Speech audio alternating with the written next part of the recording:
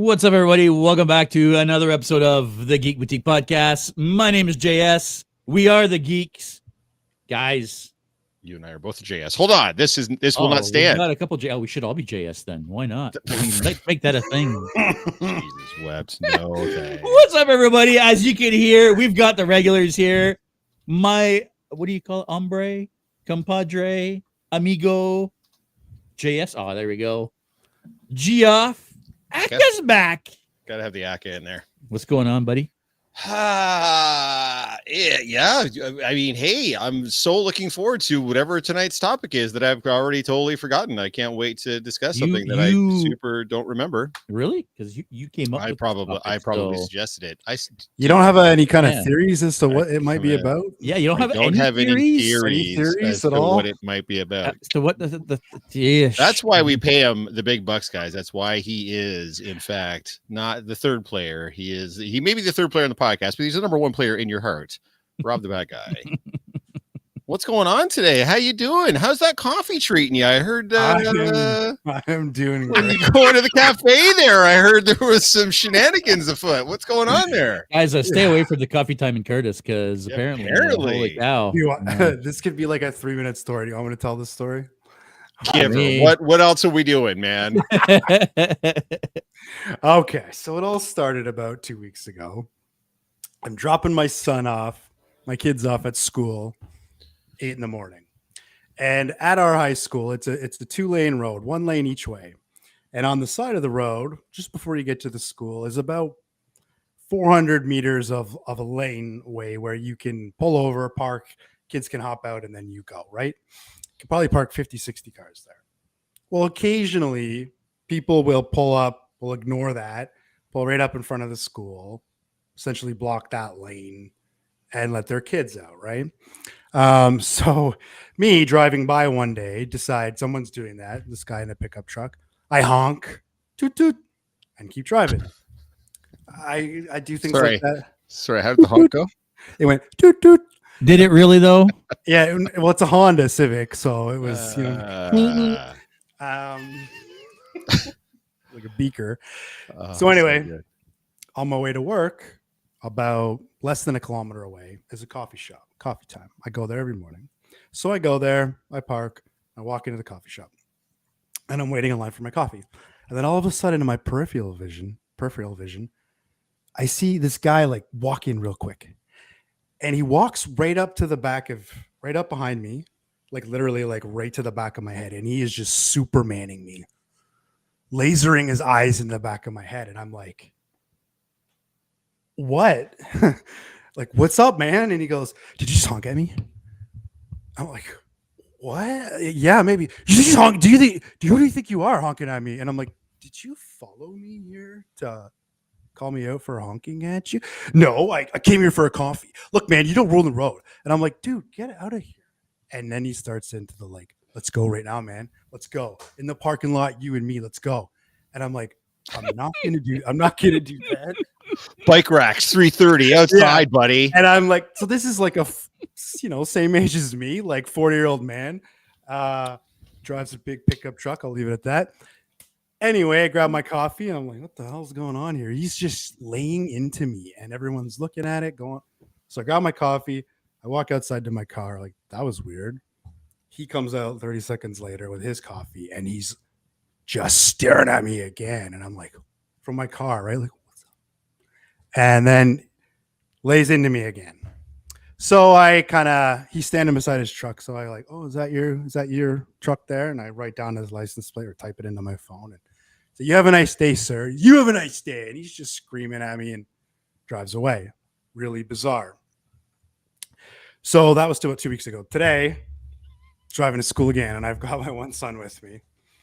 And turning in front of me just before we get to the school is this truck. And I'm like, Aiden, that's the guy.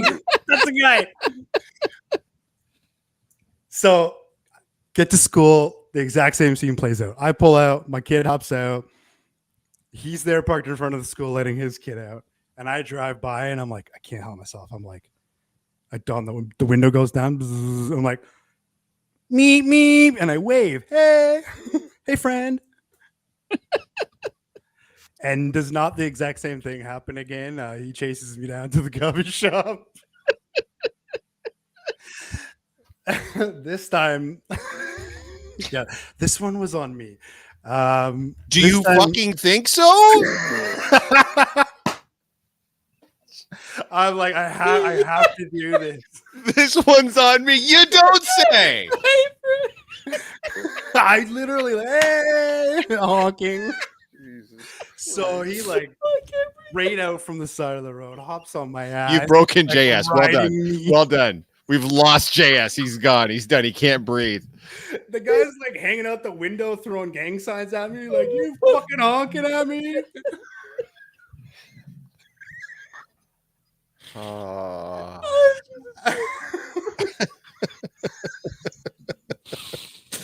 Oh man! Like, I don't encourage provoking like idiots into road rage, but it was just too hilariously obscure to. Oh Did yeah. See, I'm glad that you're Follow able to take through. these situations positively like that.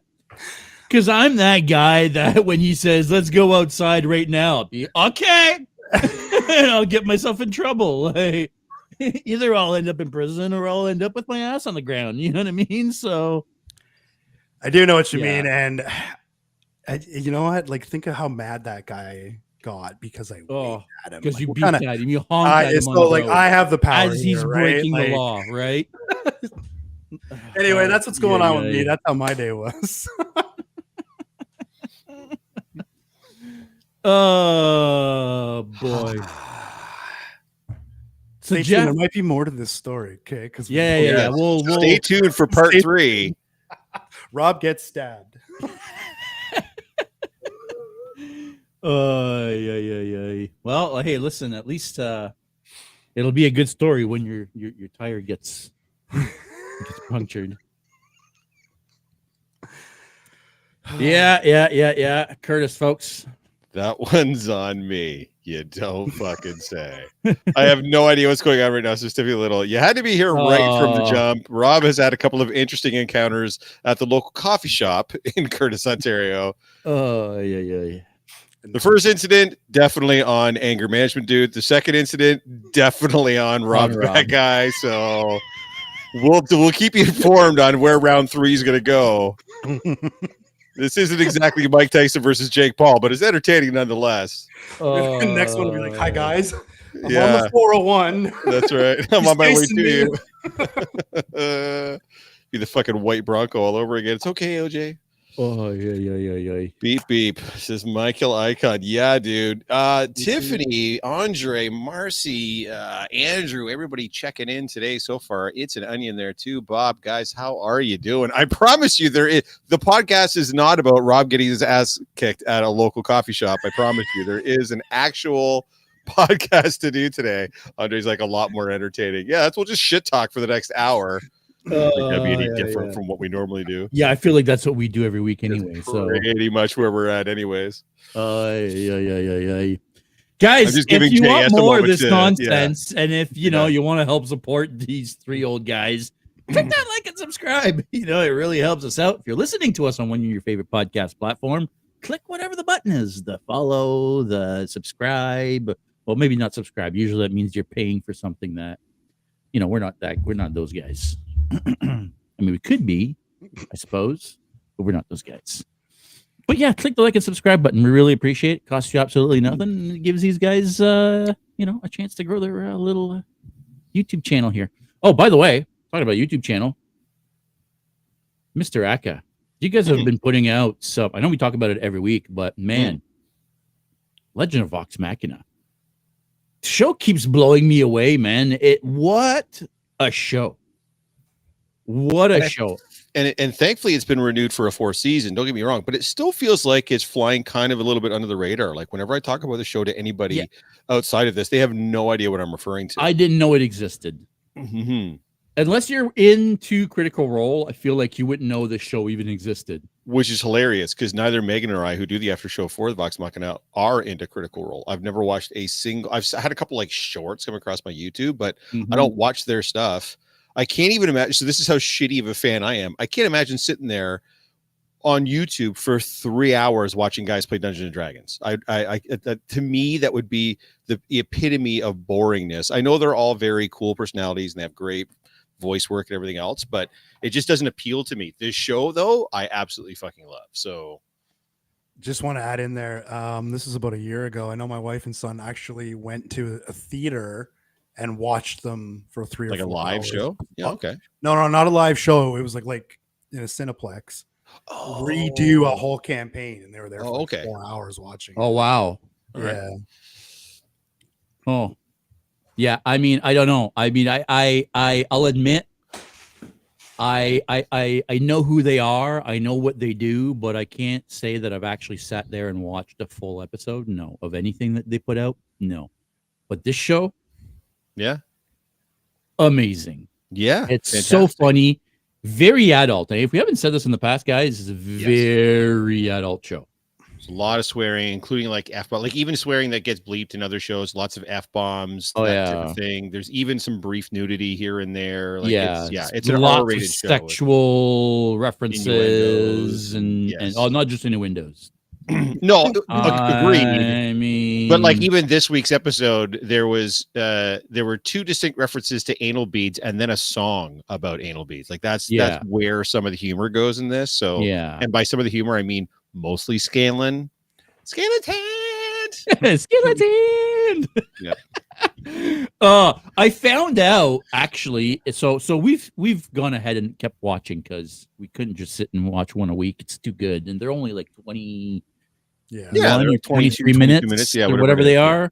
So we've been watching them constantly, and I found out that it's not Scanlan's loot that's magic. It's his voice. It's him that's magic. It's his bard, essentially. Yeah, it's his music that's magic, right? So it doesn't matter what instrument he plays. He borrows somebody's instrument and starts playing, and the magic comes out. That's when they realize, oh shit, it's not a magic loot. He is magic, right? The magic was in you all along. Yeah, I thought that was cool. I thought that was cool. It's like Thor. Are you the god of hammers? No. No. Yeah. Vox Machina, amazing. Go check out the after shows, guys. They're fantastic. Yes, we're running 2 concurrently right now, guys, too. So if you are enjoying the final season of Star Trek Lower Decks, the old French guy and the old English guy are doing an after show for that. Guys, put your comments or voice them below. I think it's time for the 2 boys to do an after show once these 2 are done. I think Rob the Bad Guy and JS, the OG twins here, have got to have their own after shows for something. I don't know what you guys think they should do an after show of, but got to get them on something here. Yeah, and I wouldn't mind. One of them. I'm happy to pass out on one of these and let somebody else do it for a while. So. Yeah, I wouldn't mind doing more after shows on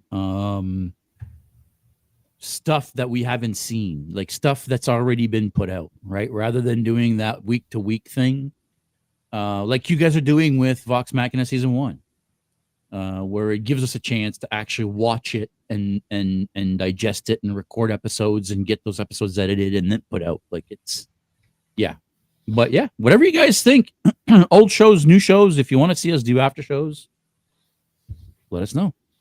Please do. Hey, what are we talking about today? I don't know. Do you know? I don't have a clue. I am completely without any theory whatsoever. Rob the fat guy. Rob the fat guy. Do you know? Make sure you emphasize that C. Fact. Please and thank you. Myers Core Cosplay saying after show of Rob getting Rob out of jail for fighting a trucker. Yep. So no joke. I went on Amazon and bought a little like body cam thing. Next time I go to the coffee shop, I'm just gonna mount a camera here for there you go. Safety. Nice. Yeah. So there might be some, you never know. Here's some videos coming out in the footage. That idea. YouTube. It's not a bad idea. It's Rob goes viral on socials for. How far can I take this guy? You need to get Mr. Personality on the show. Get him to relax and pet a dog or something. Which one is Mr. Personality? I'm curious. Turn into White Shroot. Yeah.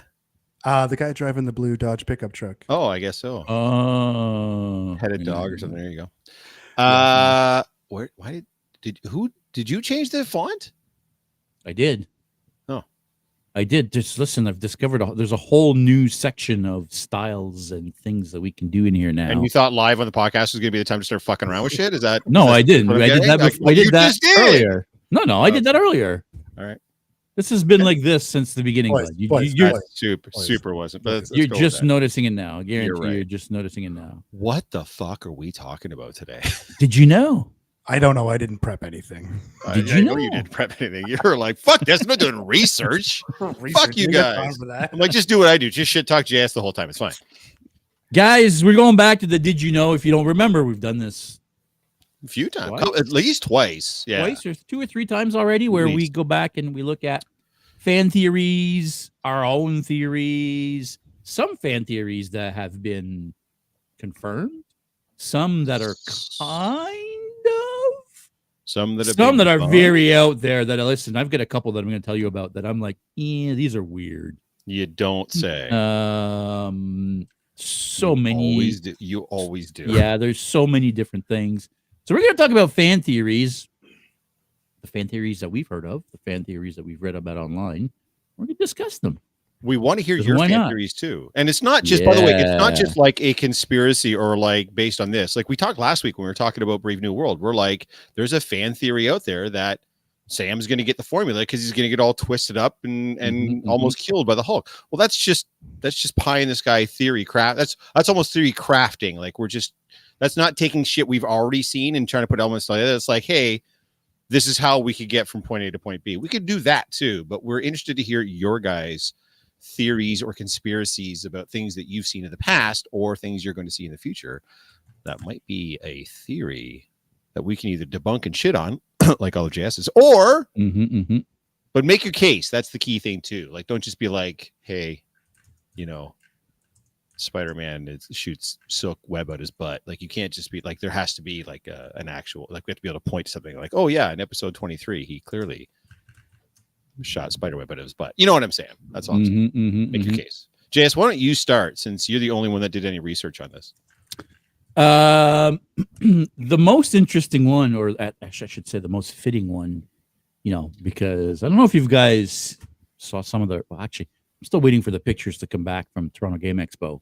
For those that didn't know, we did a Star Wars theme this year, for our first time at Toronto Game Expo. Mr. Jeff over here wore his Stormtrooper for the second time? Or was this Second the first time. This was Nope, the second time. Yep. When was the first time now? Sorry. That was the first time. This past weekend was the second time. So you're right. Toronto Game Expo was the first time. Toronto Game Expo was the first time you wore the Sorry. full armor out in public. Did you know Stormtrooper armor isn't actually meant to protect them at all? Clearly. I've seen Return of the Jedi. Doesn't protect worth shit. It can't even stop a blaster. It certainly doesn't stop lightsabers. But that's okay, because they're just plastic. Because they were never meant to protect. They were meant to be a uniform. They were meant to turn people into a machine, right? Into the Empire, into the ever relentless waves of robots, right? It was to dehumanize the people and turn them into an army. TGE was Doesn't help their aim either. It certainly doesn't. It certainly doesn't. So here's my question to you then for that. So actually, it's a two-part question. One, they already have guys in uniforms, like fabric, like cloth uniforms. So why the distinction between the two? And two, why call it armor? Armor denotes some level of protection. That's what armor means. Well, fair enough. I mean, do they call it armor? Yeah, who calls it armor? Them or you? In the movies, do they call it armor? Oh, you know what? That's a good question. That I would have to look at. We all call it armor, of course. That's how it goes on. But no, you're right. I don't know. Do if it's they? called Stormtrooper armor or not? I have to look that up if that's canon or not. Again, the whole point why? was for them to all be the same. Why right? that? For them Why to- that? to Why not just send guys dehumanize out in them, uniforms? right? So let's read what this says here, right? Okay, so I've got an actual article on this. And this is how it all goes. We've all seen how pathetic Stormtrooper armor is, how it seems like it's made from cheap PVC plastic. I mean, it is. It provides what seems like zero protections from lasers, or even the impact of an Ewok weapon, like Ewoks are smashing stormtroopers, right? Finn mentions that the helmets don't even have full gas masks and filtration in them. Blah, blah, blah, blah, blah. The armor serves one purpose. It's a cheap way to create monolithic army of fearsome appearing warriors. Cheap dehumanization. That was the whole point. Well, at least as far as this rumor goes. Stormtrooper armor turns the Empire's forces from a ragtag group of human into a predatory, gleaming white mass of the Empire. Doesn't matter how much they miss or how quickly they go down. There's always more, and they're all the same. They just keep coming because there's hundreds of thousands of them, and they're always just the same. So yeah, I don't know. I mean, to me, this is something that kind of makes sense just because you're like we said it, right? Like it doesn't, like the armor's a joke. Like in every movie, it's portrayed as a joke. So I'm not sure how we're supposed to consider it armor when it doesn't seem to stop anything. What? Tell me one thing that a stormtrooper armor has protected them from. Nothing. Like not even a freaking piece of wood. Right? So I guess there was some practical level of initially having them in armor like that. Although they did it with the fabric guys too. But you kill a stormtrooper in armor, no blood, no gore, no guts, no nothing, right? Blaster bolt into the armor or the clubs or whatever. You never actually see them physically, their physical bodies getting hurt. So I guess that aided with getting G and PG ratings for all the films. Yeah, I guess what's funny is in every single instance that you just said, and then I just Googled it, in every single instance I've seen, it's never referred to as anything but armor. In the movies. I don't know about the movies. I mean, you and I having a conversation. You just said armor 20. You just said armor 27 times. You clearly think it's armor. That's your. Yeah, but in the same way that my Predator armor is armor, right? Like it's not armor, but it's an armor.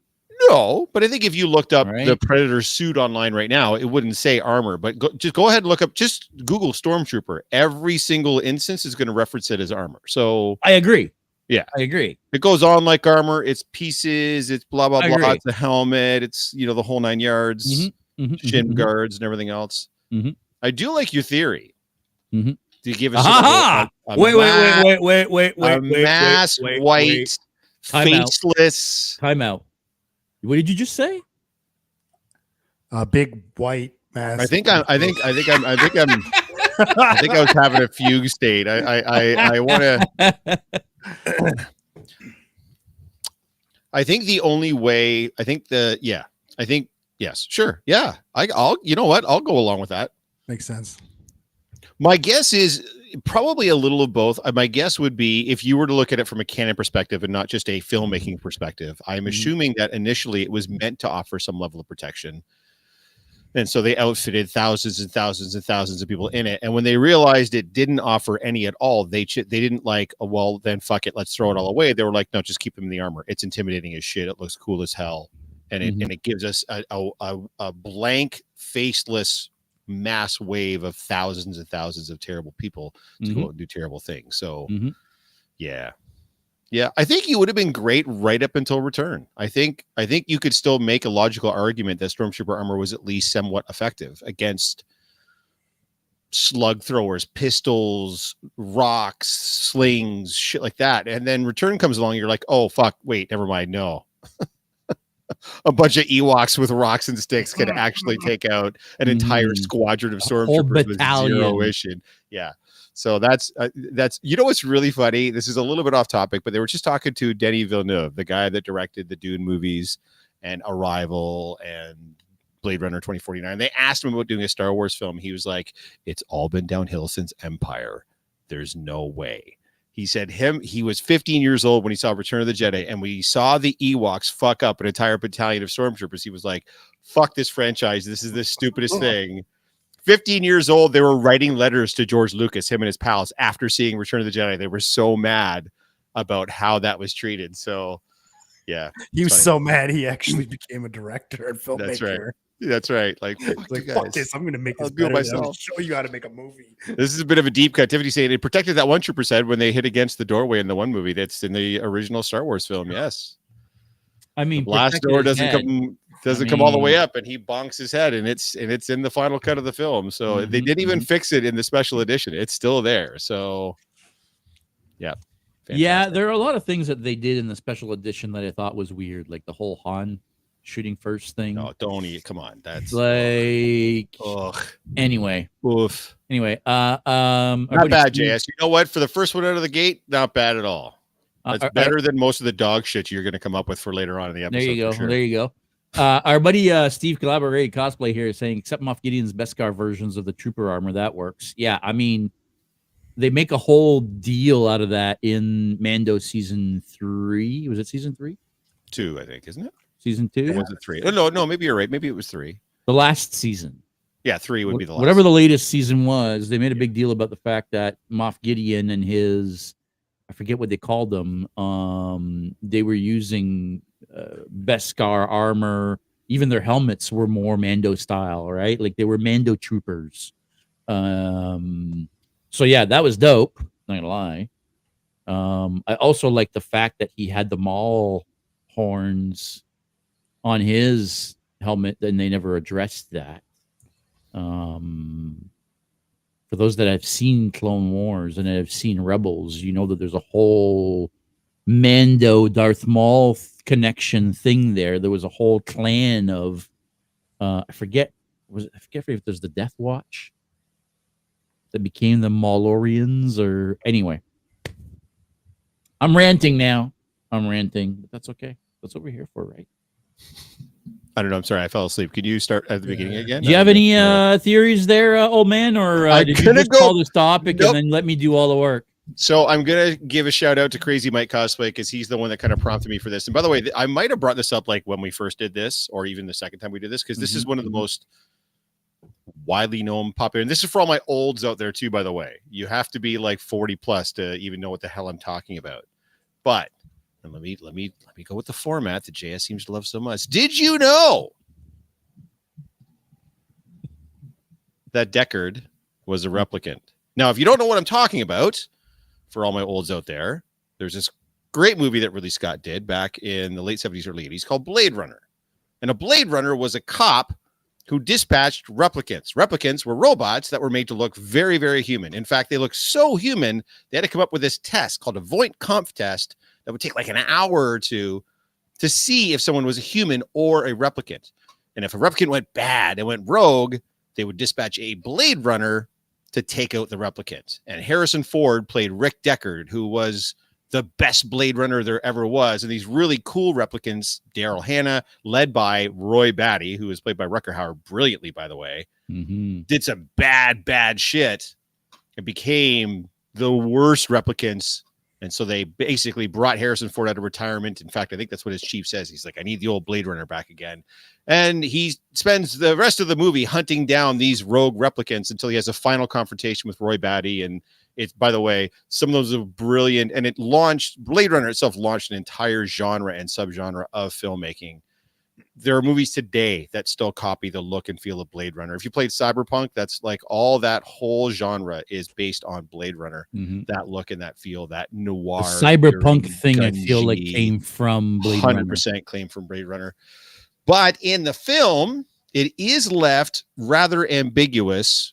We're told everybody else that's a replicant is a replicant, but they kind of leave Harrison Ford's Rick Deckard character kind of up in the wind. And the key here is, the reason why this is kind of intriguing is two different reasons. One, there's several different cuts of the film, and depending on which cut you watch, it either confirms or denies that he's actually a replicant. In the one cut of the film, in the director's cut, he's clearly a replicant. He's clearly a replicant. Harrison Ford in the movie is having dreams about unicorns, and they're inexplicable. He just has a dream about a unicorn.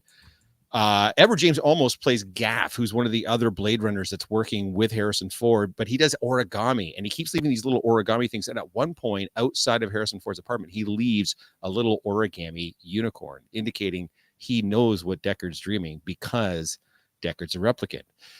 But then there's other cuts where none of those scenes are in there.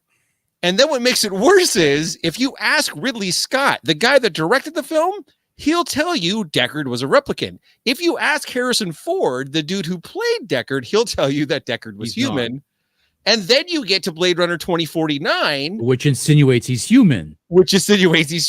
So it's an absolute mess. Yeah. If for those of you guys that have seen Blade Runner or know what I'm talking about, if you have tried it, like, where are you at? There's no right or wrong answer for this because of the different cuts and the different people that have played it, and now the different filmmakers that have done it. Is Deckard a replicant? I can tell you one last thing. It is based on a novel.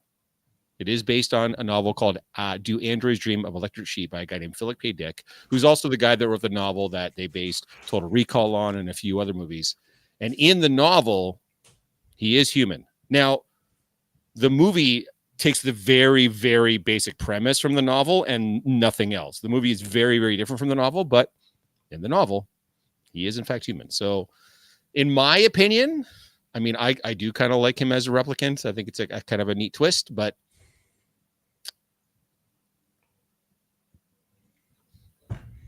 but did you know he's a replicant? That's my point. That's my theory.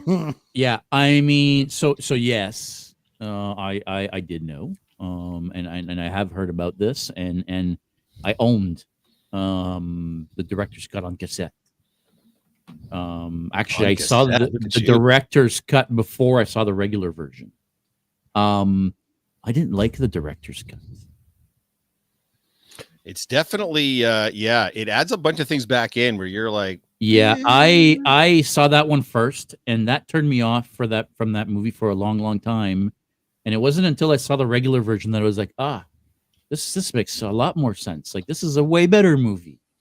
So I'm gonna go with the original being canon and the director's cut just being a director's cut, which then makes 2049 the answer. No, he's not a replicant. So it's just a bullshit rumor. Right. And the funny part here is it's even there are 7 different cuts of Blade Runner. That's just craziness.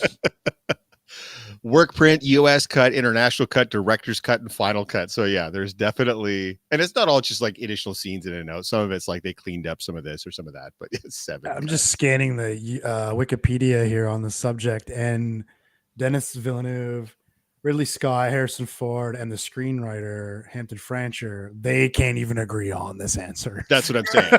That's what I'm saying, right? So that's what makes this one, I think, kind of unique, is that the fans kind of started to think about it, and then Ridley already obviously had it in his mind what he wanted, but then everybody, like Harrison was like, clearly had it in his mind what he wanted. So I always fall asleep during both Blade Runners for some reason. Looks cool, but I don't know. I mean, Blade Runner 2049, I also fall asleep. Snooze fest for sure. It's beautiful, but it's very, very boring. The original Blade Runner, though, I could watch that on loop. I love that film. Well, again, the original. Yes, That's what like I would watch the original again, but the director's cut or 49, no. Yeah, I think I know I've watched the directors, and I believe I've watched the final as well. And I don't really remember which. I think that had all the revisions from the director's cut, and then they cleaned it up digitally and remastered it and all that jazz. But yeah, typical WB movie. Hey, did you know? Collaborated cosplay, getting on the fun. Before I go back to work, having a large wallet in your back pocket causes irregularities, and you shouldn't do it. Put it in your coat pocket, gents. In case you guys did not know, our good friend Collaborated Cosplay Steve is a registered massage therapist, so I think he's given us some helpful key advice. I no longer carry a wallet anymore. I know that, yeah. I carry one of those Ridge wallets, and I just carry cards, and I sometimes have a couple of bucks in the money clip that's on the Ridge wallet, and that's it. That eliminates all the garbage that I used to collect in my wallet, and it's all gone now. So it's much smaller, much lighter, much easier to carry around. No, that's fair. If you're not using one of those slide card wallets, you're missing out. And if you want to know more about them, be sure to go back and look at the Geeks & Co. video history, because we did a geek test on them. You want to see some great quality content from the peak of the pandemic? Yeah. I think it was the Amazon Dad Gifts. It was the Amazon Dad Gifts. Amazon Dad Gifts, that's right. Yeah. That's the one it was. Yeah.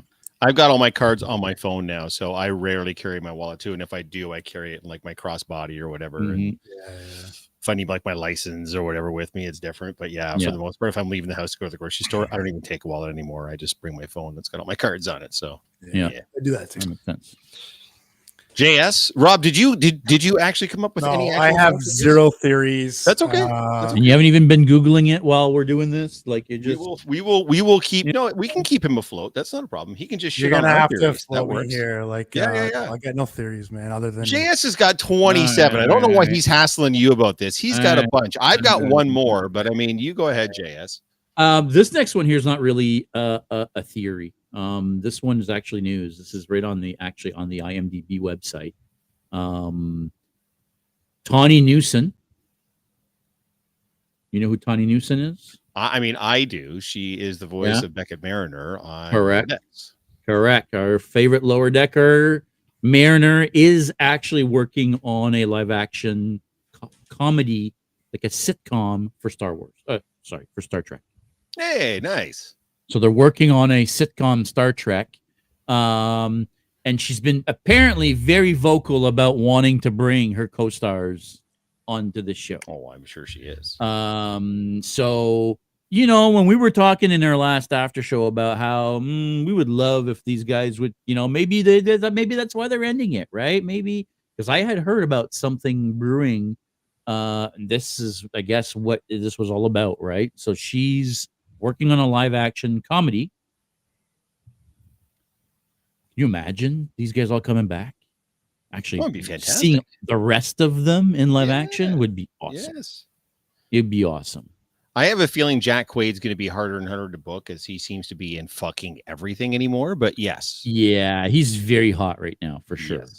Yes, he is the juicy news. I've checked out a couple of episodes of My Adventures with Superman, and he voices Superman and Clark Kent in that animated does show he really? as well. He does. Interesting. Yeah. I didn't know that. Huh. Yep. That's the new it's on Crave, isn't it? Sure. I don't know. I might have gotten it through other means. Okay. Yep. Okay. Fair enough. Fair enough. Do you have a theory though to hit us with, JS? I have a lot. I knew you would. But you know, I guess which one to go to. Like I said earlier at the top of the show, I've got some that are really good. I've got some that are just like, what the hell? One, however, which this has been a theory that's been around for a long, long time. And I guess this last Matrix kind of confirmed that Neo isn't actually the one, but just another computer program, in the sense that when he's in the Matrix, yeah, there's a real life Neo outside of the Matrix, but when he's plugged in, that was constructed the same way that everything else within the Matrix was constructed. Let me read you the paragraph here. This will explain. Sure, yeah, give her. Yeah. In the Matrix, Keanu Reeves' character of Neo was believed to be the one who will lead humanity's victory over machines, so much so that his name is even an anagram for the role. While there are plenty of hints Neo was not the first one, that's not hinted. That's said flat out in the film. Said at the end of the first one. A more interesting theory is that Neo is a creation of the Matrix itself, a subsystem computer program created by the Oracle intentionally to perpetuate control. This theory subverts the hero's journey narrative of the Matrix and positions Neo not as a survivor, but just another cog in the machine. I feel like that's kind of what we find out in what was the last one called again? Revolutions? Which was dumb as fuck. Junk. Yeah, absolute. What a bad. Ruin. Yeah, like they should have just not made that movie. No. And yeah, he's Don't get not me fired up again about it. Yeah, he's not the one, right? I guess is what this movie now really confirms, right? The whole power was within you all the time. You know, that's basically what this movie's about, right? Anybody is the one. And it's like, wait, what? You were just making a video game. Like, yeah, you were just building a video game. Like, you know, what was Free Guy? The Matrix 4 was Free Guy in the Matrix world. That's basically what we found out. I've still never seen the Matrix sequel. This is Andre Ferguson. Justin, you are not missing out, because where 1 was amazing, 2 was okay. 3 was just fucking weird. 4 was a disaster. The animated show, but the animated anthology series, what was it called? The Animatrix. Animatrix. Yeah. Way better than anything else that's come out after the original movie. Yeah. Now, see, that one's interesting. See, Nata, that one I could more get behind. My theory is no one is ever out. Everyone is still in and will always be in the Matrix. You're just in different layers of the Matrix. Yeah, I dig that one too. Yeah, I mean, I think there were a lot of kind of cues that pointed to that in the first movie. But again, then they brought in the whole Zion and the rave parties and so I feel like we have to have an intervention for Tiffany. So last week's episode, Tiffany Little says, if you guys recall, she didn't even know that the Predator movie franchise existed until she met JS, let alone had never seen one. And now she's saying she's never seen a Matrix movie, period. Oh, my sweet summer child. Somebody needs to have a sit down with Tiffany. And we need to have an intervention. Yeah. Andrew saying he was an organic component of the whole system. Sure, the whole Matrix was designed to treat human race as a computer program. Neo was the organic attempt at evolution, and the system responded. Yeah, I mean, that kind of fair enough. I live under a rock. Yeah, I guess when you start looking at sort of alternate and generated realities, it's hard then to start discerning what's real and what's not. And I mean, you don't want it to end up like it was all a dream. Like you don't want it to end up like that. It was all a dream. Yeah, because then it kind of like negates this gigantic journey he does go on. You see him grow to character.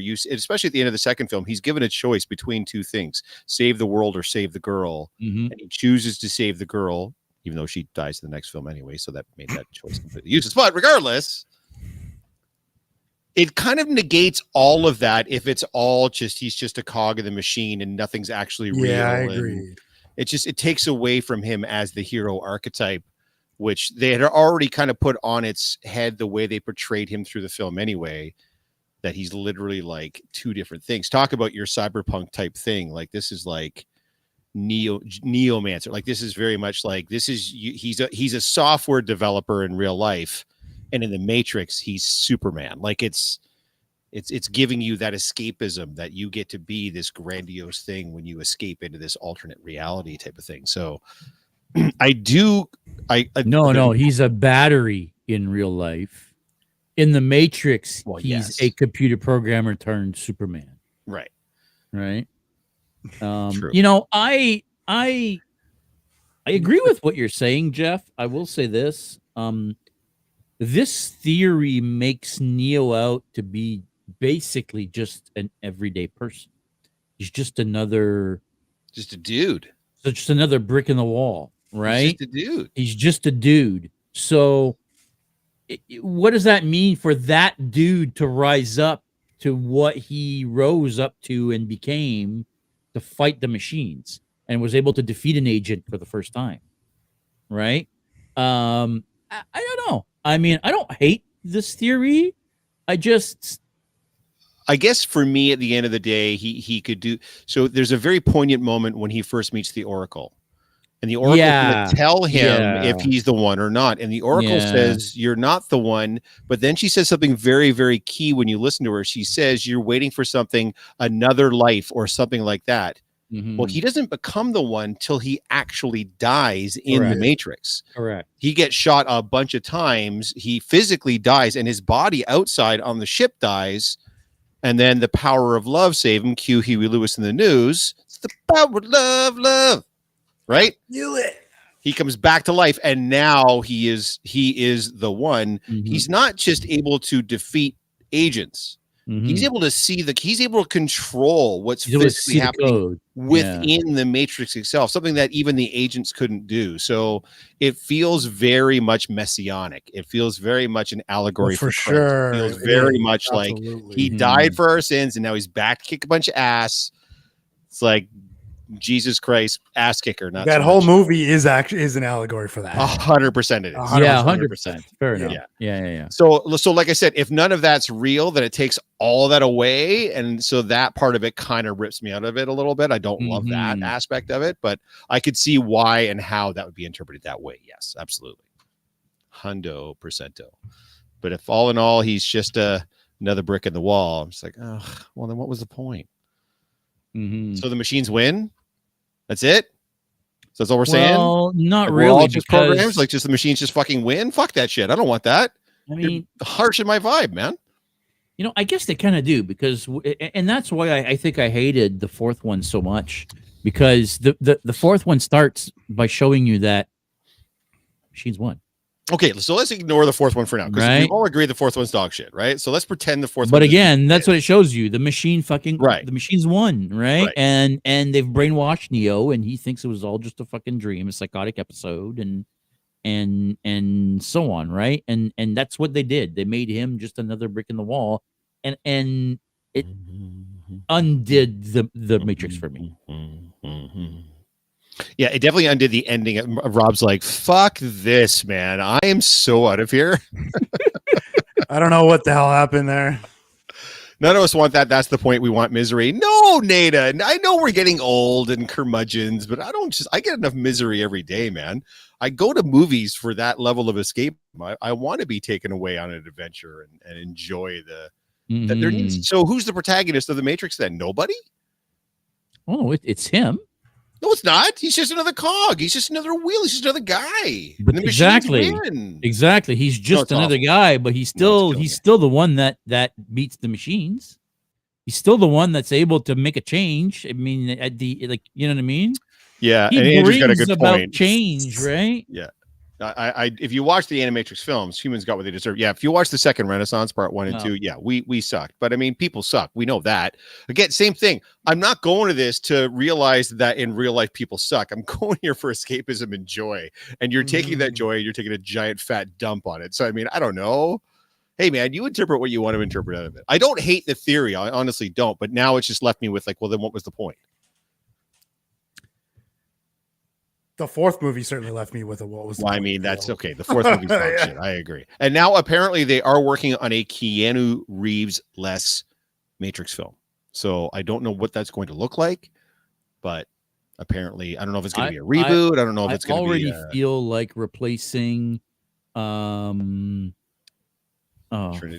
Morpheus. No, Elron. Oh, Morpheus. Agent Smith. Well, they replaced Morpheus and Hugo Morpheus Weaving. replacement I didn't mind so much. I kind of liked actually how they worked that in. That was kind of a neat twist, but what's his name? What's his name? Agent Smith?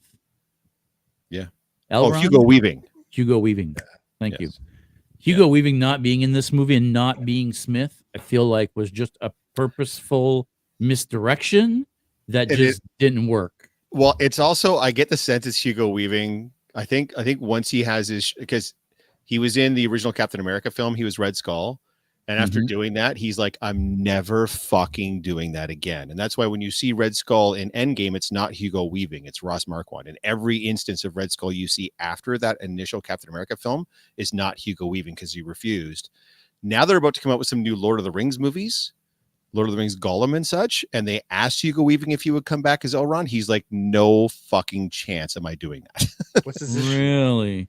I think he's just like, I think he would rather explore new things, and he can't do that if he just keeps going back to the same old shit. Characters, yeah. Been So, there, done that, and- yeah. So it's one of those. I don't know if it was, yeah, that's what Andrew's saying. Hugo refused to return. So I don't know if it was necessarily a complete misdirect or if it was just like, well, we can't get Hugo Weaving, so we better find some way of, we can't not have Agent Smith in our Matrix movie. So how do we make it so we have Agent Smith in our Matrix movie? But yeah, I don't know. I'll tell you what I'm going to do here on the weekend. I'm going to watch all 4 of these movies again. You guys are like a fire under my ass. There you go. I never even got into the subculture, the cyberpunks, like neomance. I never got into any of that, but I fucking lived, especially those first 2 movies. Me too. I love the Matrix, and I love the Matrix Reloaded. I've watched those. I Highway do. chase scene I was do enjoy dope. Revolutions. Don't get me wrong. I still enjoy Revolutions, but I get the problems with it and the issues, and it is narratively just all over the fucking place. It is weird as shit. I agree with you. And like I said, Trinity's death in that third film pissed me off so much because the entire point of the second film was to save her. Yeah. He sacrifices everything to save her, and then she just dies anyway in the third film, making his sacrifice in the second film completely worthless. So, yeah, I get it, but at the same time, yeah, I like everything. My avatars on internet website, like everything was me for just Matrix. I love that shit. It was so good. It spoke to me so hard, even though I wasn't like dressing in black trench coats with fucking sunglasses or anything. But still, it was still dope. Everybody I knew wanted to be Neo. And I'm like, I don't have the frame. I don't have the face. I'm not trying to do. I'm going to try to do any of that. But that's one of 3 movies that, you know, I'm sure everybody was into these movies, but one of the 3 movies that turned me into like what I do today professionally. Right? I'll bet. Yeah, for sure. You Huge wanted to be a hacker. Now you're an IT guy. Matrix cosplay anyone? Our good friend of the channel, Miss Chantel Cosplay. She's got a Trinity, and her Trinity is brilliant, by the way. So Andre, I mean. Morpheus, Andre. I'm just saying, make a pretty badass Morpheus. That's all I'm trying to say. I mean, I could be Agent Smith is kind of. I could Agent Smith it up for sure. I got like a black suit and a white shirt. I could totally, Mr. Anderson. Yeah, we could get onto that. We got over that. We could build. Did you know? Again, I'm going old school again because I got to keep my olds out there engaged. Data and all the rest. Did you know that Childs was The Thing? What? So in John Carpenter's The Thing, if you guys are familiar with it, The Thing is an alien creature that can mimic other life forms. And it ends up coming in as a dog into this remote Arctic research station headed up by McCready, who's played by Kurt Russell. And there's a whole bunch of dudes in this place, and slowly but surely the Thing starts to take over and mimic each one of these dudes. It's Invasion of the Body Snatchers. If you've seen The Thing by John Carpenter, one of the greatest films of all time. The end of the film sees Childs, played by Keith David, and McCready, played by Kurt Russell.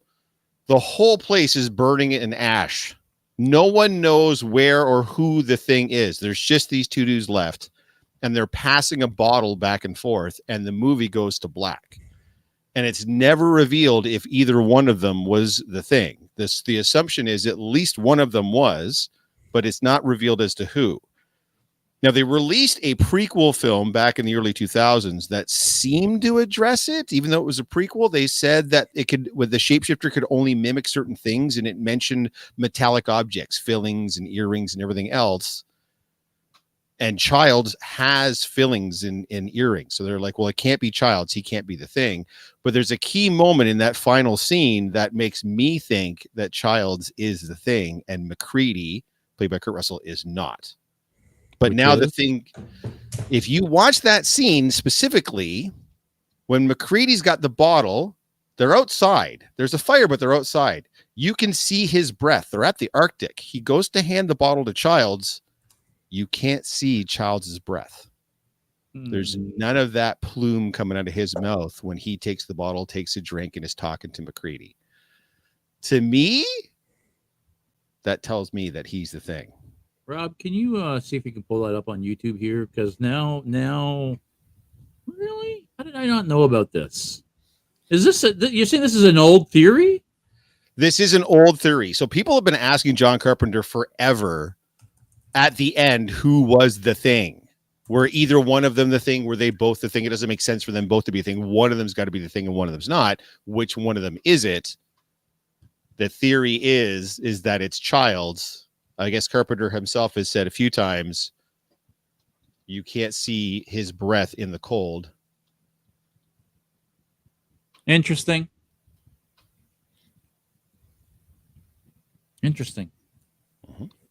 Whose breath can you not see? Is it not Kurt Russell's, but the other? Thank you.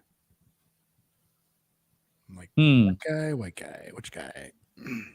Yeah, Rob, I need you to keep an eye on that, and confirm that for us, please, because now I am All absolutely. right, I'm let me see. gonna have to go watch this Yeah. after now.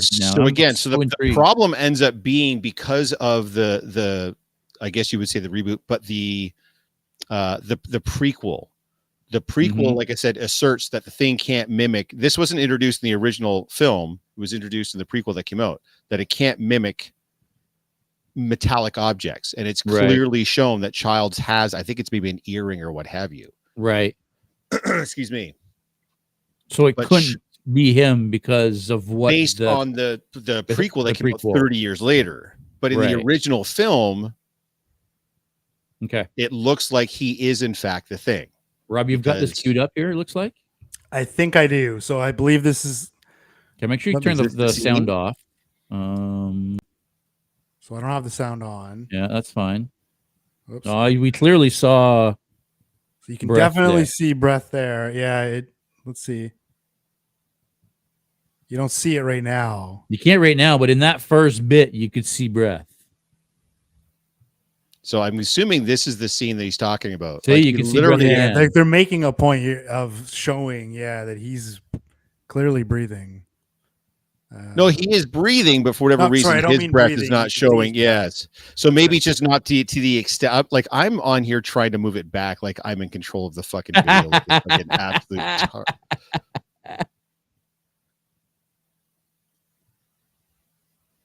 I don't know where we started here. See, they're a little bit Yeah. there. Although I don't know if that was smoke or if that's his breath. Yeah, that might be his breath there. Because when they asked John Carpenter about this, he's like, "Guys, just watch the film. You can't see Childs' breath at the end." well, It's you can just see it not there. for sure. But Yeah. but in the rest of that scene, you can't. Yeah, it's. I don't know, One man. of them has to be the thing. Is the problem, right? Well, do they? Well, it's taken over the entire rest of the place. The problem from the thing's perspective is it has to find a way to get to more people. Hmm. And these are the last two guys here. So if it assimilates both, it can't go anywhere. It's done. It'll just die there. One of them's got to get rescued or got to get out, right? Yeah. So one of them has to stay uninfected, I guess you would say, before Yeah, I mean, yeah. it's taken over the I whole know rest that. of the place. And again, they can't both be the thing, because then why would they just be sitting there trading a scotch back and forth? We're both the bad guy. One of them Mhm. has to be. Which one of them is it? Is it McCready or is it Childs? I still think it's Childs personally, but again, it's been debated for the last 40 fucking years. So which one of them is the thing? If you go on Reddit, there's like There's whole thread after subreddits thread about after this. thread after thread after thread. And again, most of this was kind of like not settled, but people had kind of like, yeah, clearly Childs is the thing. And then that fucking prequel came out and they were like, well, no, he can't be the thing because I'm like, oh, for fuck's sakes. It's a movie that came out 35 years after the fact. None of that should even be.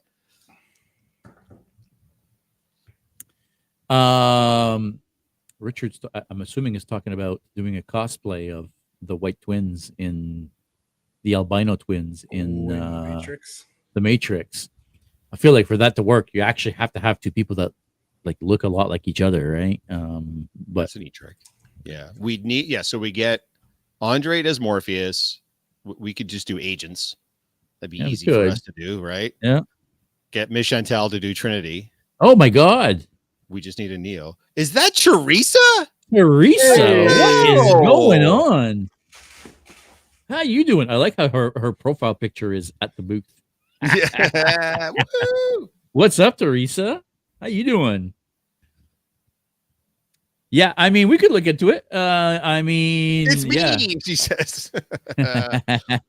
For those of you guys that are kind of new to the experience, last year, Teresa was one of the first people to help us out at the booth, to volunteer to help us out at the booth. She came out as our photographer for a bunch of shows, and she cosplayed herself, and we miss her terribly. I've been working with Teresa personally for almost my entire cosplay career. She and I used to tour all over Southwestern Ontario with her green screen, and we would set up shop at all these different shows, and including even Toronto Comic Con a couple of times. So we miss you, Teresa. I hope things are going well. Hopefully we'll get to see you out again at some point. No pressure, though. It's okay if we don't. Teresa has left the life, and good on you. It's like addiction counseling, right? Like, oh, you got out. Oh, that's good. It's like you joined a cult, and now you found your way out of the cult. Good job. You're not into Scientology anymore. Good job. You got out. Excellent. We won't excommunicate you though. We'll still associate with you. We still love you. Yeah, funny enough, I think, well, not I think, I know for a fact, when me and Rob first met you, at that Oshawa show, you were at a booth with Teresa and Tina. They were literally paying us to come out to those shows to set up that booth and do those things. Yeah. That's where you and I met. That's how this whole thing started. Oh, it all started. Yeah. Jason's like, that guy seems cool, and man, was he wrong. I remember you were doing Negan, and I was like, I was doing Negan. I hate that guy. Like, why are you talking to that guy? That guy's a dick. Look at him. You nailed it. Everybody else. Yeah, somehow weirdly I can nail being a real big dickhead the whole time. So yeah, I will be back. Yay! Guys, you heard it here first. It was amazing doing that booth. We had a good time. I mean, it was one of those things I hear musicians talk about all the time. You take $5,000 worth of equipment, drive it $500 miles for $50. That's kind of what we were doing. We certainly weren't making money. We were definitely losing money on that. But we were having a good time. So we were making more money than we're making now. I don't know, dude. It was rough. It was rough out there, but yeah, we did have a lot of fun doing it. So it's good to hear that you're going to be back. We're definitely looking forward to seeing you again for sure. It's been a hell of a year for your Geeks and Co. We're a little bit bigger than we were last time you were here. There's some things have changed, and we've grown a little bit, and we've got some new friends and some new gigs. So, big things for next year. Yes, we'll have some updates for you when you come back into the fold. Talking with Luna from Big Comfy Couch about some things. Very, very cool. Let us know. I missed you so much. We missed you too. That's how I met Jeff and Teresa. Michael saying that green screen with my Veeple. Yep. I think. Oh, really? Well, there you go. That was at Toronto Comic Con. Yeah, that's hilarious. So we had a double booth at Toronto Comic Con. We had a set built for the green screen that we were doing and everything else. So that's awesome. Yeah, we had a hell of a time. It was good. Do we have some Firefly fans in attendance? Oh my God, yes. It's like my favorite show of all time. Is it really?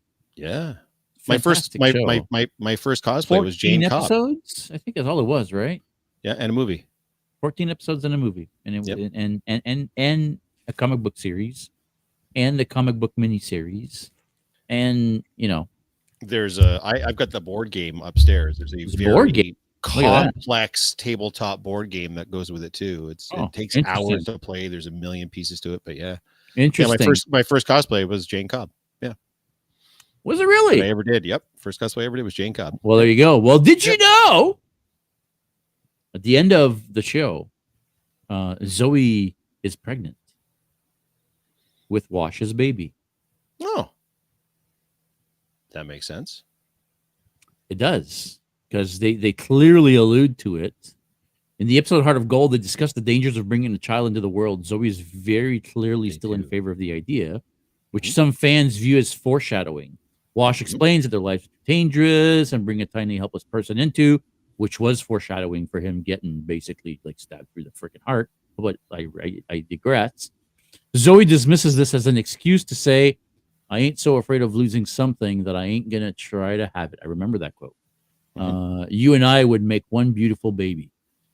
Now, I guess this started as a fan theory, which eventually was also hinted at in Serenity, the movie.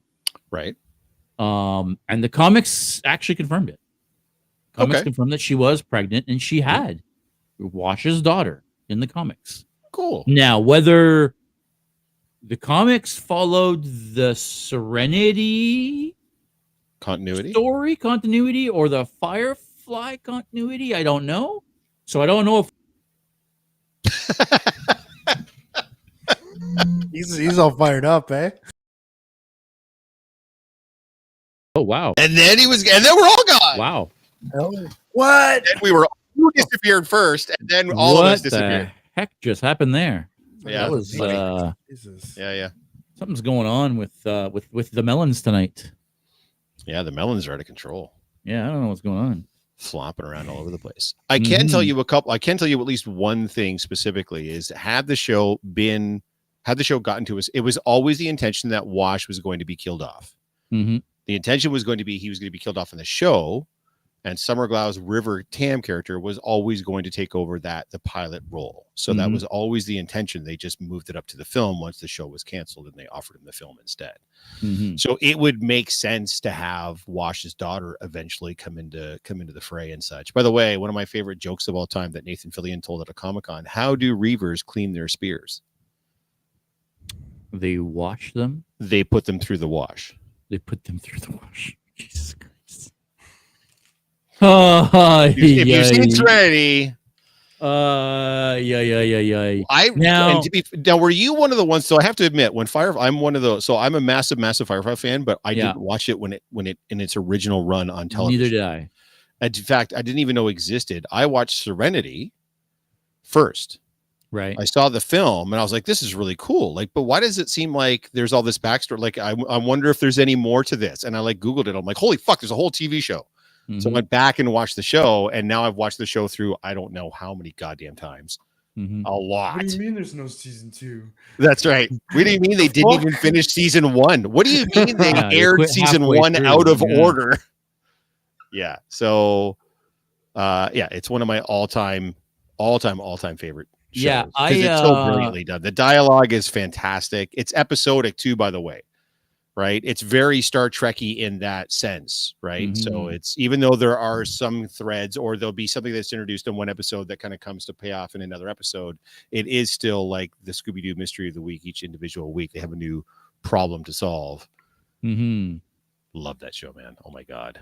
I didn't watch it during the first run, but my buddy had it on DVD. Nice. So I watched through the whole thing on DVD, and then I was like, "Oh, this is amazing!" And then shortly after that, Serenity came out, and I was like, "Oh, I didn't understand." Like, I was like, "What's going on? Like, why are they retelling the story but differently?" Right. Like, so I was guess what the fuck is going on here? So Serenity, the movie, was a reboot of the show. Really, is what it was, right? Well, I mean, kind of. Apparently they went to Joss Whedon, who created the show in the first place, and they said, "Okay, so." It kind of got Star Trek. The show got canceled, but then there was this huge outcry from all the fans. And so Fox went to Joss and they were like, we're going to give you two choices. Bring the show back, finish the first season and work on a second, or do a feature film. For whatever weird reason, Joss chose to do the film.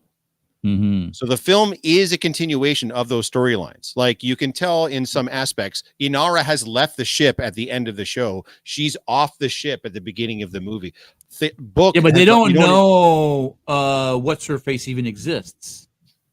Who's what's her face? The kid. What's her name? River. They don't know River exists at the beginning of the movie. No, because that's a flashback. River and Simon are already on Firefly at the beginning of the film. It shows a flashback of Simon rescuing River, how that went, because they didn't have the budget to show that on the show. But it is a flashback.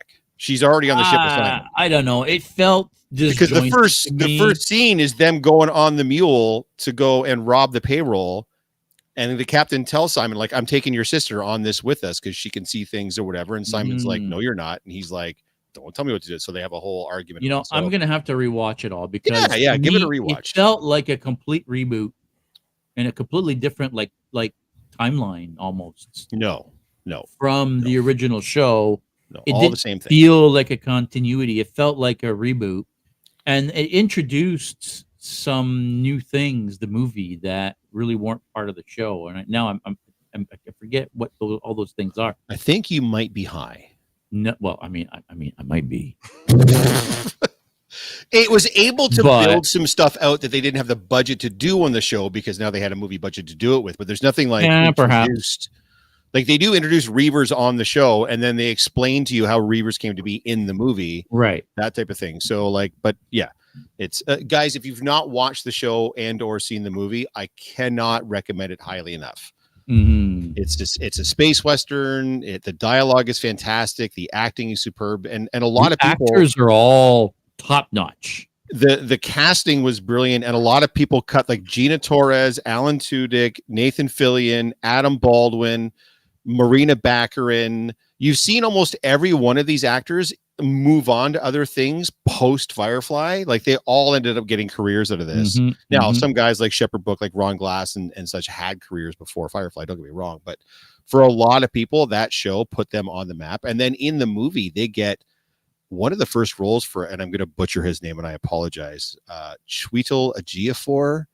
Yeah, I don't know how to pronounce his name. I'm terrible. He plays the agent in the film, and he's gone on to be like, he was 12 Years a Slave. Like he's like Oscar-winning, hugely celebrated, massive A-list actor, and he was like the big bad in the Serenity movie. And this was the first time I saw him in anything. I think that might have been his first thing in anything. It certainly was his first big role, that's for sure. So this makes me want to redo my Inara cosplay. I still have Jane tucked away somewhere. I've told myself I'm not going to do Jane again until I get a Vera, a proper Vera.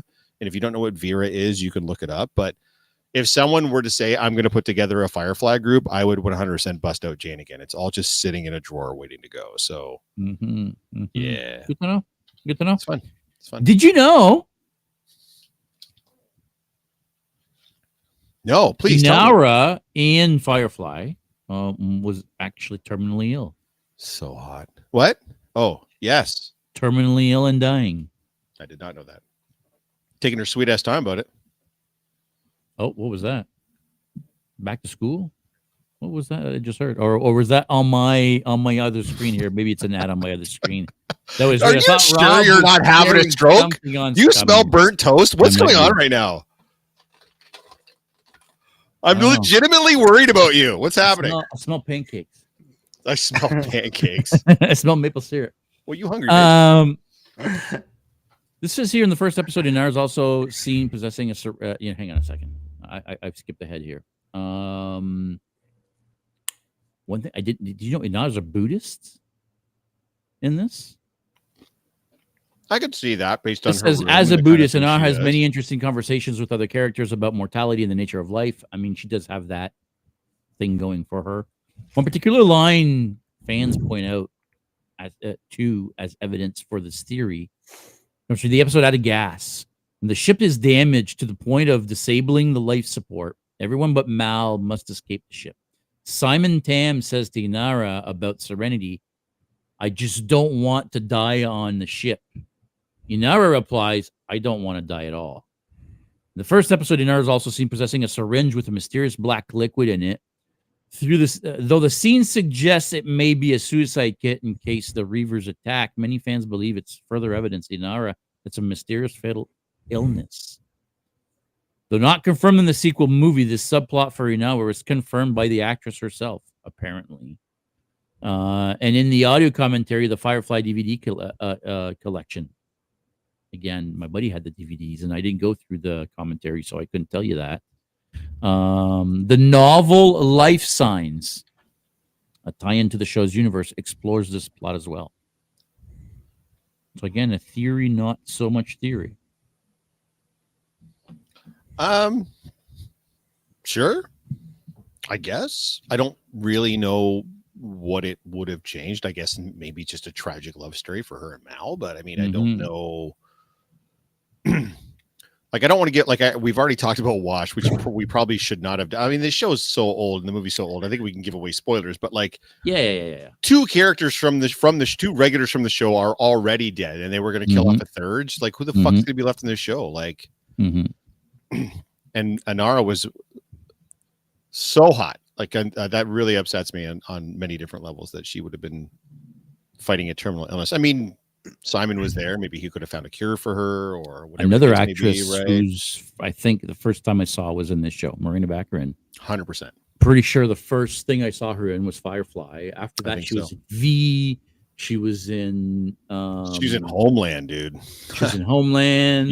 She was Brody's wife in Homeland, and of course, she was Vanessa in the Deadpool movies. Yeah. A lot of actors in the show went on to do a lot. That's what I'm saying. Like, this show seemed to cut their Gina Torres went on to do Suits and a bunch of other things. Alan Tudyk has done 8 million different things. He's been in so much, man. I mean, and that's just what he's physically appeared in. He's done so much voiceover work too, like just a bonkers amount of voiceover work. Alan Tudyk is he's K2SO. He's K2SO. He's King Candy. He's Mhm. He's He was Alpha in Dollhouse. He was. I don't remember the name of the robot, iRobot, but it's Sunny. He was Sunny in iRobot. Oh, was he really? Yes. I didn't know that. He's got so many. He's done Joker. Yes, he's both Joker and he's Clayface on the Harley Quinn animated show. Interesting. And his Joker's so good. Where's my goddamn electric car, Bruce? Mhm. That's one of the greatest lines ever. Keith was saying about Marina Baccarin on Gotham as Oh, well. she's on Gotham. That's right. She That's was correct. Barbara Yeah. Gordon, not Barbara Gordon. She was Doctor something or other. what was her name? I don't know. I gave up on that show. Didn't enjoy that. Anyway, yeah. I'm sure. But I think sure that was somebody will mention that. because her husband's on the show. Her husband was Gordon, right? That's who her husband in real life. I mean. Oh, for real? They were actually Yes. married in real life. Oh, that's Yes. hilarious. Ben, whatever his name is. Yeah. Oh, I didn't know that because they do. I mean, I guess he leaves Barbara to get with this girl, Right. With Marina Who Baccarin. is his wife in real life. Yes. Yeah, interesting. Which, I mean, it's Marina Baccarin. I don't blame him, but he's the chicken in Manoa. There you go. Or Moana. Manoa. What the fuck? Manoa. She was Lee. There you go. Wow. That Harley show is uproarious. Yeah, I watched the first 3 or 4 seasons of it, Andre. I really liked it. And now they've got the spin-off Kite Man. Hell yeah. Do they really? Yeah, they made a Kite Man spin-off. What is this on? Well, it would be on Max. So my guess is if it's up here at all, it would be on Crave. But I don't know. Again, I'm RMAT when I watch it, so I don't. I'll have to check this out. I heard a lot of good things about the Harley show. Dude, the first 3 seasons have some absolutely and again, it's one of those things where some of the side characters absolutely steal the show. Bane on this show is one of the best. He's so good, hilarious. Alan Tudyk was Nowhere Man on Doom Patrol. No, he was. No, he was not. He was the bad guy. It's not Nowhere Man. It's oh, that's gonna bother me now. Damn you, Keith. Nathan Fillion was not Nathan Fillion. Encino Man. He was the robot. Mr. Nobody. Mr. Nobody. That's right. He was Mr. Nobody. Thank you. Yes. By the way, Doom Patrol, another fantastic show. But like next level weird. Like get high as shit and then watch Doom Patrol. Don't watch it sober. Get high as fuck. Get like biblically stoned and go watch Doom Patrol. Trust me, you're gonna enjoy it. Andrew Saxon's Kite Man is awesome. Yes, it is. In fact, Andrew Saxon won the Masters category at CK Expo a couple years ago for his Kite Man cosplay that he made. Really? Yes. Wicked. Yes. Like his kite actually fucking comes out and extends, and it's such an easy character. You just sort of go around saying hell yeah all the time. Like it's pretty fantastic. He wore it at remember when the first fan expo we had a booth at when we had that big giant DC meetup. He came as Kite Man, didn't he? He did, I think. I think he did. I'm pretty sure he did. Yeah. You guys, but for real, if it is streaming somewhere, you should absolutely check out the Harley Quinn cartoon. It's actually really, really good. It's really funny. I have heard it's kind of fallen off a bit now. I think it's into its 5th season, and I've heard it's kind of trailed off a little bit, but the first 3 seasons are top notch. Way better than I thought they were going to be. I went into it with pretty low expectations. I was like, oh my God, this is actually really good. Definitely recommend checking it out. Guys, we've been on for an hour and 20 minutes. I'm starting to run out of decent. Well, now we're just shit talking, right? We're just shit talking. It feels like after 3 or 4 of these shows, I'm running low on fan theories. It feels like a lot of them we've already talked about in the last episodes, right? So I don't want to just bring all the same ones back. Like we know E.T.'s a Jedi. We know Jedi. that What the fuck? Honestly, dude, I want to hit him. Like next time I see him, I'm going to smack him just for bringing that up again. I was actually going to bring up, like, do you remember how terrible some of the ones JS said? And I was going to specifically mention E.T. being a Jedi. Fuck off. I mean, he's in canon, isn't he? Anyways, guys, so coming up next week is the kickoff of our Christmas theme of shows for December. Here's what I would like to recommend to all of you faithful that are still in here. First of all, if you haven't joined the Discord, join the fucking Discord. It's up. Rob's got it maintained. There is a channel for the podcast. You guys suggest topics for us to talk about. Doesn't always have to be us coming up with stuff. You guys say, hey, I think it'd be cool for this, or hey, you should interview this person, or hey, you should do. You guys can come up with topics for us to talk about. We're going to be happy to talk about them. We'll be happy to interview whoever it is that's going to be available. If you want to get interviewed, throw it in the podcast channel on the Discord. Get the conversations that are going. I'm in there every day. I'm not posting a lot. I'm more of a lurker than a poster, but I'm watching and I'm seeing. So come join the Discord. You should be able to find the link for that. I'm guessing from our link tree. It is on our link tree. Correct. Yes. So come join the Discord, guys. There's already a bunch of people in there now. I would love to see all of the faithful in there having some great conversations, not just about the podcast, but just about geek and nerd stuff in general, upcoming events, what you guys have on the go, what you guys are working on cosplay wise, all of that stuff. We should be in there comparing notes, show pictures of your progress, whatever you guys want to talk about that's geek and nerd related. It's got to do with the booth or cons or whatever. Get your butts on over to Discord and join us there. And of course, like we've always talked about before, if you haven't checked out some of the additional content on the YouTube channel, there's in excess of 330 videos on the YouTube channel right now. There's so much there's hours and hours and hours of content on there. Go check out some classic stuff. Go watch some new after shows. There's all kinds of stuff on there. Rob the Bad Guy hopped into the server. There you go. Look at that on Discord. Yeah, get in there, guys. Yeah, I'm just realizing now. I was wondering why I wasn't getting Discord updates after you mentioned it. I had pretty much forgotten about it. I got a new phone. And it's logged me out on my new phone from Discord, and now I can't log in. So no wonder I'm not getting the alert. So yeah. I'll have to figure that out. Yeah. Rob and I are logged in pretty much all the time. In fact, the dork side is there right now too. So if you guys are friends with the dork side, yes, you can make friends on there too. It's basically this. I've mentioned this before. Like it's like a giant chat like we're doing right now, but you don't have to wait for Thursday till 7. We just chat anytime you want about whatever you want. So I got to get back on Discord. Just got to remember my password. There you go, Andre. Apparently, JS is having the same problem. So. Same problem, buddy. Same problem. Yeah. But yeah, I think we would all appreciate if you guys have specific topics or themes or thoughts on shows and episodes that we should be doing. Yeah, let us know in the Discord because we'll oblige. Every week at this point, after 163 or 64 episodes, 163. Yeah, topics are starting to get pretty thin, right? We could use some suggestions. Yeah, we could use some suggestions for sure.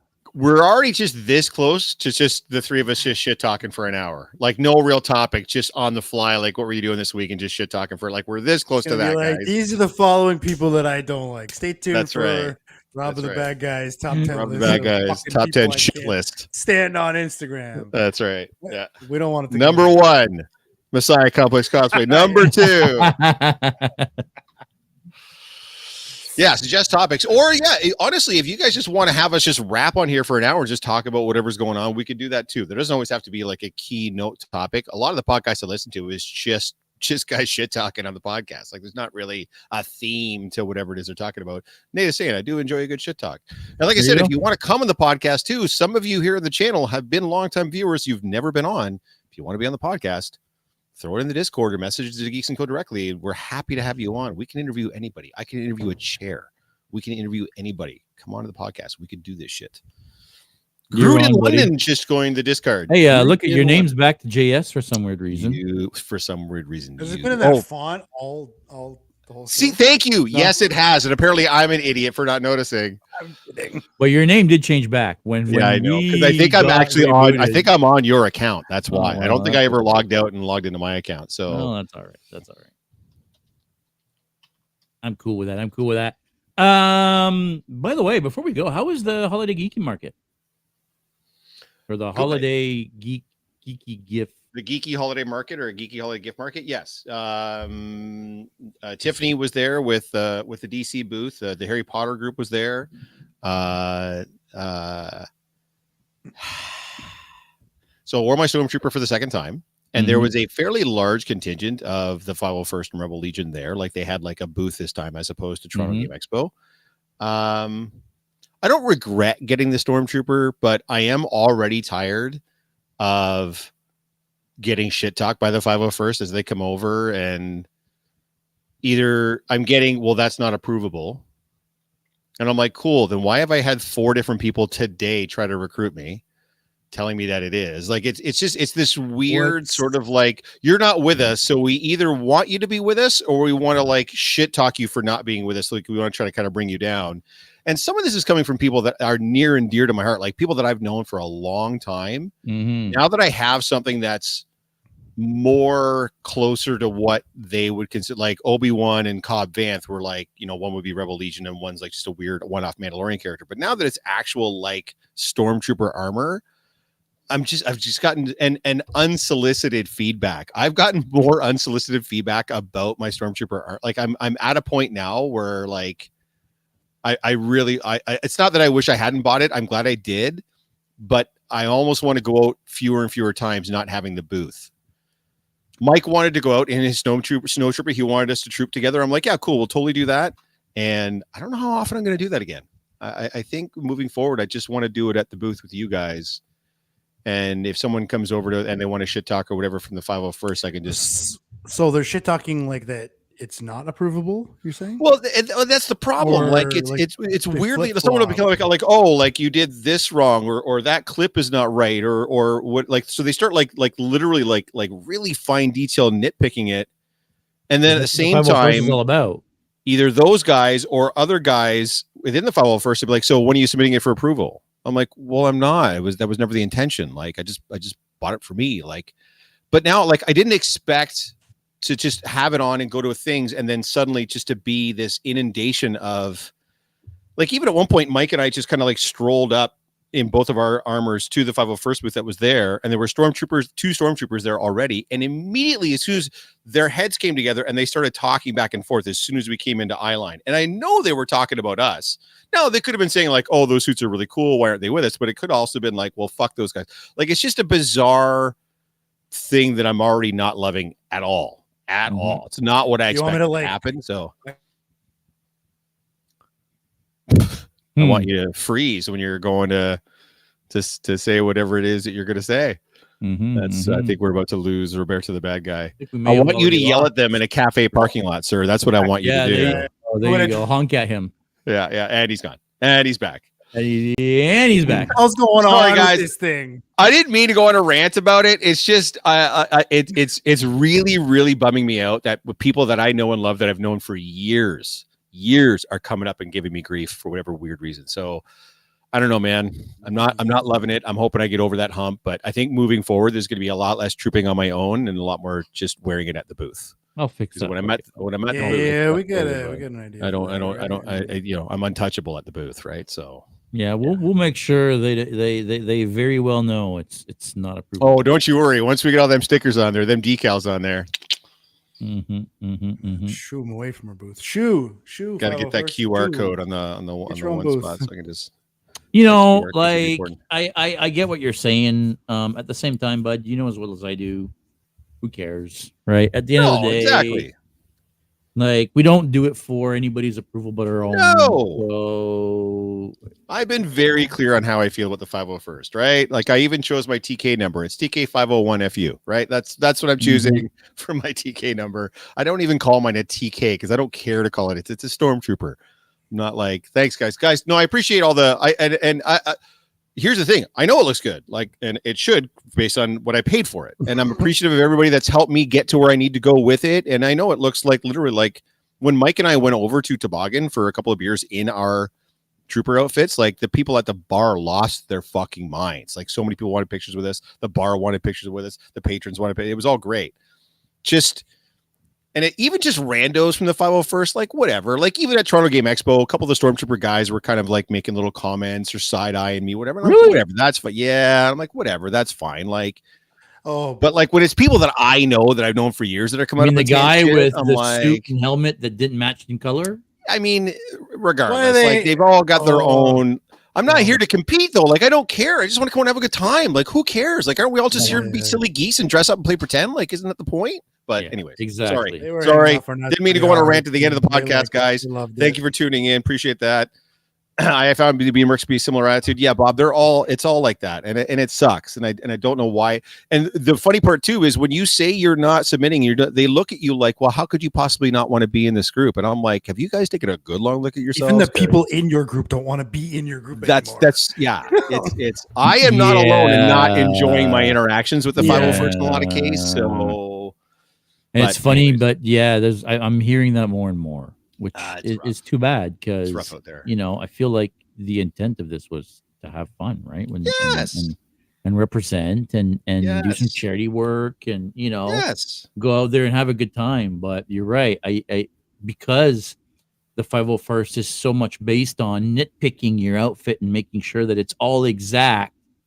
That's the attitude that they have to have because they get all these rules. Oh yeah, because we're right? tied in with Lucasfilm, so we have all these rules. Right. So I'm like, you just give me all the more reasons I don't want to join you guys. Right. You mean I can just put on my suit and do whatever the fuck I want, or I can join you, and then I've got all these restrictions and rules? What am I, a moron? Why would I possibly want? Anyways.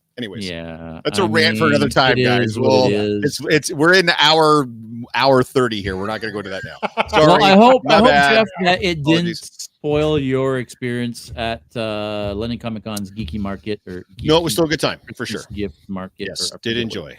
Jake and Andrew put on a hell of a show that seemed to go well. It seemed to be well attended. I hope the vendors did well. Like I said, Tiffany was there with her booth. Centennial Hall, the basement of Centennial. So not where they hold London Comic Con, but where they hold Forest City Comic Con in the basement of that particular building. So yeah. Fuck out of here. Yeah, exactly. Yeah, it was a good time. I'll go next year and it'll be fun. But yeah, right now. Oh, and that reminds me too. You know what? I'll save that for the next one. Guys, join the Discord. Actually, you know what? There's something that we didn't mention, and I'm seeing people are already dwindling out. But for the folks that are left over here, we should have mentioned this at the top of the show. I don't know why we didn't, but guys, we've partnered up with Warner Brothers. Oh, that's right. Oh, we suck. Right? And we didn't even mention it. Guys, terrible at this promotion shit. Wow. We partnered up with Warner Brothers. Guys, if you didn't know, go check out the post. We're going to be giving away some free tickets to go see The Lord of the Rings, The War of the I hope I pronounce it correctly, Rohirrim. Mm-hmm. The War of the Rohirrim, a brand new Lord of the Rings project by Peter Jackson. Peter Jackson is executive producing this. As far as I know, the trailer says from creator Peter Jackson, and it's an anime movie. And whereas, the Lord of the Rings, the what's the show called again? Rings of Power. The Rings of Power is set how long before the movies? Thousands of years. Right. I believe this show is only set a couple hundred years before the movies. Y'all can't even celebrate. I know, right? I know. What can I say? We're the worst, bud. We're the worst. We didn't even get ourselves tickets.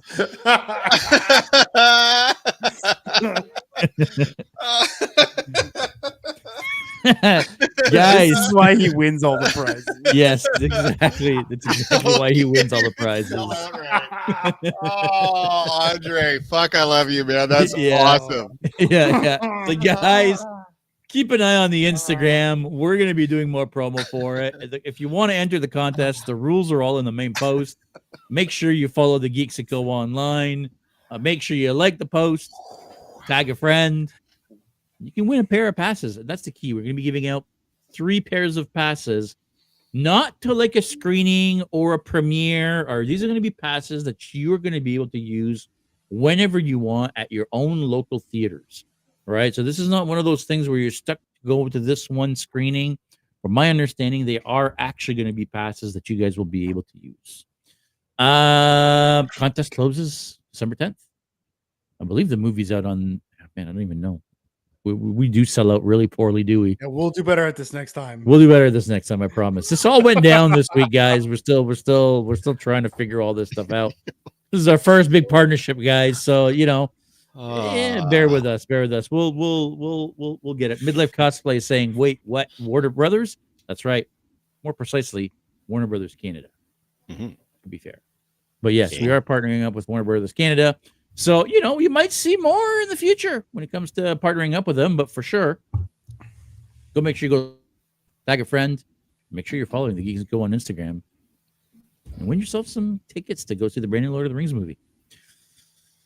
Guys, I think that is going to be it for this week, unless you hombres have any extra information you want to throw at the audience.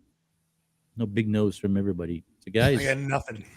Yeah, Rob. Zero. Well, yes, we knew that at the beginning of the show, I think. But Yeah, I'm happy. Other to than sit a here great all story. day. He had Other a than great a great cafe story. Yeah. great I will cafe keep story. you, stay tuned. Subscribe to my Instagram. If you Make haven't, sure, you want to know how the truck story is going to turn out. With the make hot sure guy. make sure you subscribe to Rob's Instagram and check out whatever lapel cam actions are going to be coming from Rob over the next couple weeks. Guys, we love you guys. Thank you very much for watching. Make sure you all stay geeky. We'll try to figure out a good episode for you for next week. See you guys then. Get on the Discord. Thank you for tuning in to another episode of the Geek Podcast. Like always, if you prefer to listen to us, you can find us on all major podcast platforms. Now, make sure you don't forget to click that like and subscribe button, as well as the notification bell to make sure you never miss anything.